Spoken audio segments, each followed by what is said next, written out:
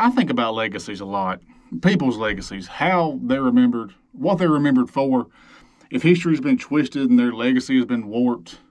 But most of all, I think about my legacy. I mean, what will we be remembered for after we're gone? No one is perfect, but we must strive for the good to completely overshadow the bad. Lincoln is remembered for freeing the slaves, which is very well deserved, but he's not remembered for wanting to deport people of color or any of the other very questionable things he did. Good is always accompanied with bad, but which one will we be remembered for? This is what I think about. When it's all said and done, when the dust is settled, however it may lay, when the history books are written, if they're written correctly, how will you be remembered? How will I be remembered? I've mentioned a lot of times before that the way I am, I have always been like this. I wasn't brainwashed by the media. I wasn't indoctrinated by schools. Shit, my education was brought to me by the United Daughters of the Confederacy. So, no way I've been indoctrinated.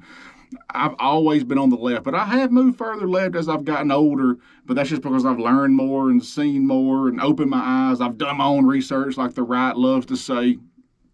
So now, Adam now is basically the exact same as teenage Adam, just with a few tweaks to update to modern age.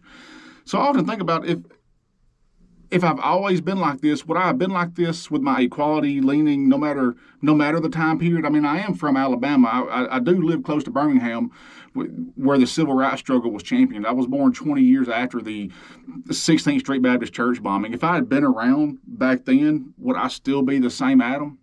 Or would I have stood up to those who look just like me and stood by those who don't?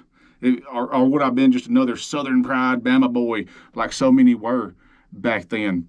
I know it's an impossible question and it can never be answered, but I'd hope that I do what was right instead of what was the norm.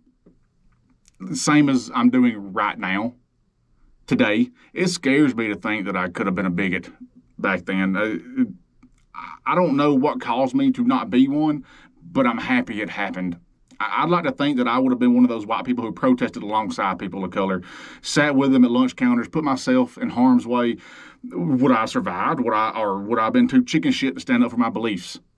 I wonder how many white people back then knew that white supremacy was wrong and the civil rights struggle was right, but they were just too scared to do anything. They just rather sit back and be silent and silently support, out of sight, out of mind, out of harm's way, which is the definition of white privilege. I mean, I like to think I wouldn't have done that I would have done more. Then I think, well, shit, am I doing enough now? I mean, what else can I do? I'm loud, I'm proud, and if this was the 50s and 60s, I'm pretty sure my life would be in danger today. But is it enough today? I don't know, to be honest with you, but all I can do is all I can do. I do all I can do. And if needed, I'll do more and I'll do what is needed. That's all I can do.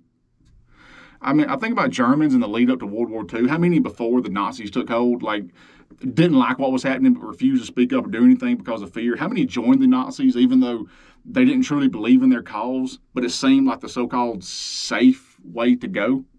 How many regretted it to the day they died, or still, if they're living today, still regret it? How many went to their grave or will go to their grave knowing that their legacy is being complicit with the worst crimes against humanity in history? And my legacy is not up to me. All I can do is be true to myself and do what I believe is right, to get up and go to work to support my family, to show them unconditional love, to support them in any way I can, and let them know I will always be there for them. For them to know when they look in the corner, I will always be right there. For them to know I always did my best and tried my hardest, that I left nothing on the field at the end of the game whenever that end may come. All I can do is just make sure that others know that I care about them and support them, that if they're being held down, I will speak up and fight for them and help them back up, that I'm one of the good ones, that I've said before that I could not care less about labels. I don't think of me as an ally or woke or whatever. I don't give a shit about any of that. Just know that I'm Adam and I'm here for you. Know that when I see others who are not like me, I believe they deserve every ounce of respect, every right, every freedom, every privilege that I also have.